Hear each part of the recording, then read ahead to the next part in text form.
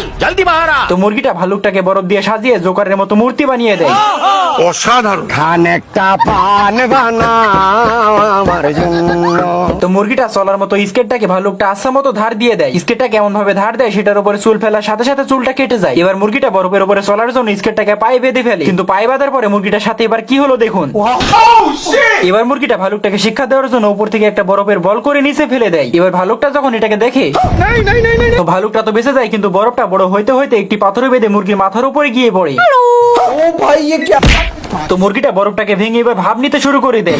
ও ভাই ये क्या है। মান্দার পোলা। তো মোরগটা আবারও ভালুকটাকে শিক্ষা দেওয়ার জন্য বরফের বল করতে শুরু করে।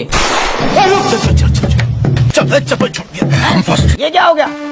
ये क्या सुन रहा हूँ मैं? है मुझसे कोई स्मार्ट। তো মুরগিটা এবার ভালুকটাকে ধরতে যাওয়ার কথা বলে। ये क्या है। তো ভালুকটার পায়ে ঘুরতে থাকার জন্য চড় মেরে দেয়।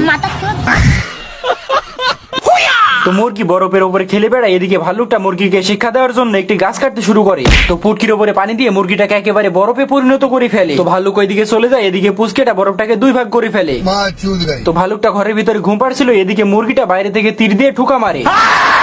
তো ভালুকটা তার পাতা ফাঁদে পড়ে গিয়ে বন্দী হয়ে যায়। এদিকে পুচকেটা ভালুকটাকে অন্য কিছু মনে করে পুড়িয়ে খাবার জন্য রেডি করতে শুরু করে। তো যখনই লবণ ছিটা মারে তখনই হাসি উঠতে শুরু করে, আর এই হাসিতে পাহাড়ের উপর থেকে বরফ নিচে পড়ে যায়।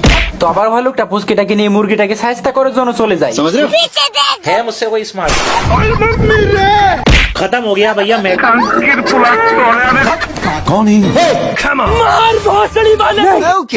ও ভাই ये क्या है। আমাকে এত গরম লাগছে, এত গরম লাগছে। ये तो एक मिनट है मुझसे कोई स्मार्ट। ও ভাই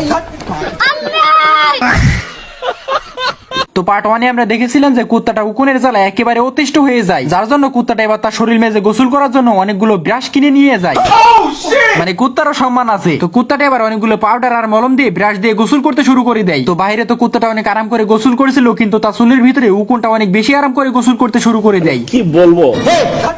তো উকুনটা এবার টাওয়ালের জায়গায় একটি পোস্টার রেখে দেয়, আর পোস্টারে কুত্তার মুখ বসে যায়। ये क्या हो गया? ये क्या सुन रहा हूँ मैं? তো এইদিকে উকুনের মালিক কুত্তাটা যখন চা খাইতে খাইতে উকুনটাকে ডাক দেয়, তখন আর উকুনটাকে পায় না। তো কুত্তাটা তার পুটকিটাকে অনেক জোরে জোরে ঝাঁকাইতে শুরু করে, কিন্তু উকুনটা কোনোভাবেই বাড়িয়ে আসে না। তো একটা চিঠি লেখা ছিল, যেটা পরে কুত্তাটা কান্না করতে শুরু করে দেয়।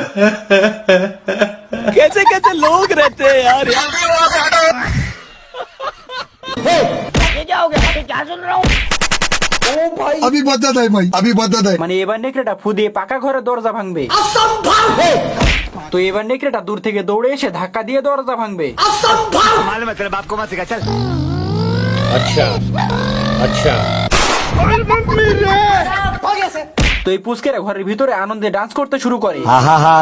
আমি পারি না আর পারি না। তো কষ্ট পায় নেকড়েটাকে, যার জন্য ঘরের ভিতরে আনতে চাই। এদিকে ঘরের মালিক নিষেধ করে। আজরাইল কি সিনে না। বলবো যাই হোক। তো এই পুচকেটা দেখতে পায় নেকড়েটা তার পিঠের মধ্যে ফিল্ম বসিয়ে রেখেছে, যার জন্য পুচকেটা এবার বুদ্ধি করে ফিল্মটাকে উল্টো করে লাগিয়ে দেয়। ये तो एक मिनट